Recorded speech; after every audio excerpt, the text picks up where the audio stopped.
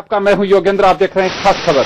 खास खबर में हम बात करेंगे कोटा में हुए विधायक और पुलिस कर्मियों के बीच झड़प का मामला और उससे 2 कदम आगे निकले विधायक पति, जिन्होंने पुलिसकर्मी के थप्पड़ भी जड़ दिया, सीआई के चाटा मारा। हालांकि ये मामला कि हम डेप्थ में जाए, ऐसा क्यों हुआ, क्या वास्तव में जनप्रतिनिधि अपनी सहन शक्ति खोते जा रहे हैं या फिर प्रशासनिक अमला जो है वो उनकी भावनाओं के अनुसार काम नहीं कर पाता है, ये तमाम पहलू हैं, हम इनको छूने की कोशिश करें। लेकिन सियासी रंग जरूर चढ़ता दिखाई दे रहा है। इसका निर्णय क्या होगा वो एक अलग बात है। बट सचिन पायलट सहित अन्य कांग्रेस के नेताओं ने कहा है कि बीजेपी के विधायक गुंडागर्दी पे उतर आए। चलिए सुनिए, चंद्रकांता मेघवाल जो विधायक हैं और उन्हीं के पति ने चाटा मारा था सीआई के, और उस वक्त वो भी मौजूद थी। और प्रतिपक्ष का क्या आरोप है, जरा सुनिए। मेरे साथ अंदर हम तीनों को अंदर बंद करके पीटा और मैं उस समय मैंने मेरी जान बचाने के लिए भीख मांगी। ऐसी स्थिति वहां पर हो गई, यानी कि अंदर बंद करके सीआई रूम में बंद करके मेरे साथ मारपीट करी है।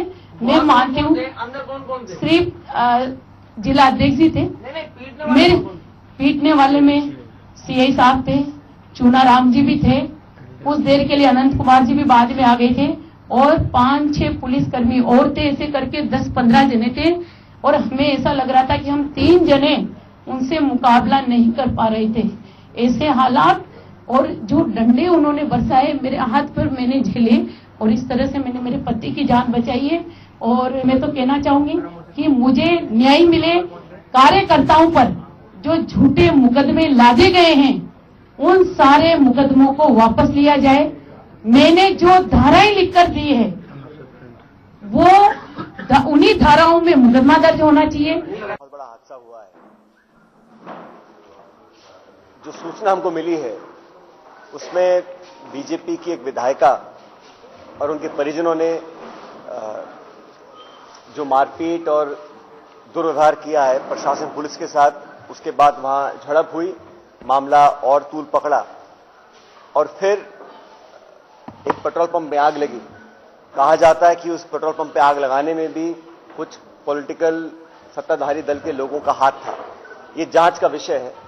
लेकिन सवाल यह बनता है कि सत्ताधारी पार्टी के चुने हुए नुमाइंदे जब इस प्रकार कानून को हाथ में लेते हैं और सार्वजनिक रूप से पुलिस का प्रशासन के साथ मारपीट और हाथापाई करते हैं और उसके बाद एक बहुत भयानक घटना को अंजाम देने की कोशिश की जाती है, तो क्या उदाहरण स्थापित कर रही है ये सरकार? और चुने हुए प्रतिनिधि अपने आचरण से समाज और प्रदेश को क्या दिखाना चाहते हैं? और ये पहली बार नहीं है जबकि सत्ताधारी पार्टी के चुने हुए। सुना चंद्रकांता मेघवाल का कहना था कि हमारे साथ में थाने में मारपीट की गई है। करीब 15 पुलिसकर्मी और अधिकारी थे, हम 3 लोग थे, वो उनके पति और एक अन्य कार्यकर्ता। सचिन पायलट कह रहे हैं कि गुंडागर्दी है और सारी हदें पार कर रही हैं बीजेपी। उनके नेता और कार्यकर्ता इसी तरह से हर किसी से उलझ रहे हैं और पेट्रोल पंप पर भी इस दौरान आग लगी, उसकी भी जांच होनी चाहिए। सचिन पायलट राजस्थान पीसीसी चीफ, उन्होंने आरोप लगाया है कि पहले कभी इस तरह की स्थितियां नहीं देखी, लॉ एंड ऑर्डर बिगड़ता जा रहा है और सबसे बड़ा जो इश्यू है वो कार्यकर्ता स्वयं और उनके नेता भी जिम्मेदार हैं। चलिए हम चर्चा शुरू करेंगे। हमारे साथ आशीष चौधरी कांग्रेस के नेता साथ में है, लक्ष्मीकांत पारिक भाजपा नेता हमारे साथ में है और राजेंद्र शर्मा जी समीक्षक हमारे साथ में है। राजेंद्र जी, मैं आपसे जानना चाहूंगा, सियासी रंग एक अलग बात हो सकती है, लेकिन जो पूरे घटनाक्रम को आप किस दृष्टि से देखते हैं? देखिए, किसी भी व्यक्ति को कानून को अपने हाथ में लेने का अधिकार नहीं दिया जा सकता, चाहे वो कितने भी सर्वोच्च शिखर पे क्यों नहीं हो। और इससे जो कोटा की जो घटना सामने आई है, जिस तरह से सामने मीडिया के सामने आई है, उससे ये लग रहा है कि कहीं न कहीं अति उत्साह के अंदर जो कार्यकर्ताओं ने जो कुछ किया और उसकी वजह से ये सारा कोटा के अंदर अशांति का माहौल बन गया और इस तरह की अप्रिय घटनाएं हुई। इससे कई पूरे प्रदेश के अंदर एक नेगेटिव मैसेज गया है और इस तरह से गया कि जैसे कोई भी व्यक्ति जो भी थोड़ा सा भी यदि सत्ता के नजदीक है तो उसका सत्ता का दुरुपयोग करने की स्थिति के अंदर आ जाए। पर क्योंकि प्रशासन काफी सक्रिय रहा और जिस तरह से प्रशासन ने प्रयास करके उसको देर रात तक निपटाने का प्रयास किया, उसकी भी हमको सराहना करनी चाहिए। जी, पर इस तरह की घटनाएं सत्तारूढ़ पार्टी को और विपक्ष को दोनों को ही देख करके चलना चाहिए कि इस तरह की घटनाएं दोबारा ना हो, नंबर एक।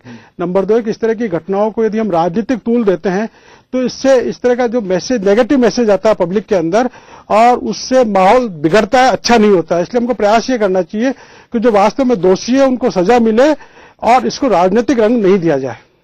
चलिए, आरसी चौधरी साहब, सचिन पायलट साहब कह रहे हैं कि गुंडागर्दी कर रहे हैं बीजेपी के नेता और कार्यकर्ता, उनके विधायक भी ऐसे हालात पैदा कर रहे हैं। लेकिन चंद्रकांता मेघवाल कह रही है कि मेरे साथ मारपीट हुई है, वो पुलिस के खिलाफ कार्रवाई की मांग कर रही है।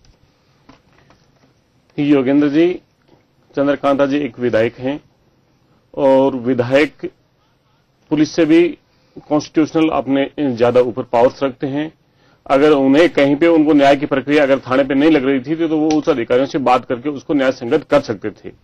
लेकिन ये बात घटना के बाद में कहना और हकीकत में होना दोनों में बहुत फर्क है। जो समाचार पत्रों के माध्यम से जैसे पता चला, उन्होंने कहा कि एक उनके पार्टी के कार्यकर्ता हैं जो कहीं पे अवैध तंबाकू का उसका चालान कर दिया कि आप उसको बेच रहे हैं, और उसका 3 दिन पहले भी चालान किया और फिर वो पुणे बेच रहा था तो दोबारा पुलिस ने चालान किया। उसके आक्रोश में वो वहां पे गए और उनके साथ में अभद्रता की। तो ये जो है वो कानून किसी के लिए 2 दर्जे नहीं रखता है। अगर आपका कार्यकर्ता है और उसको आप परमिट करते हैं कि वो कोई भी अनलीगल कार्य करे और दूसरा आदमी है वो अनलीगल कार्य नहीं करे, ये दोनों ही बातें बहुत गंभीरतापूर्ण होती है, क्योंकि लोकतांत्रिक सरकार जनता के रक्षा के लिए होती है, ना कि कहीं पे अपनी पार्टी या अपनी विचारधारा के लोग की तानाशाही हो और दूसरे लोगों के जो हित है और उन पे अंकुश हो। ऐसा नहीं होना चाहिए।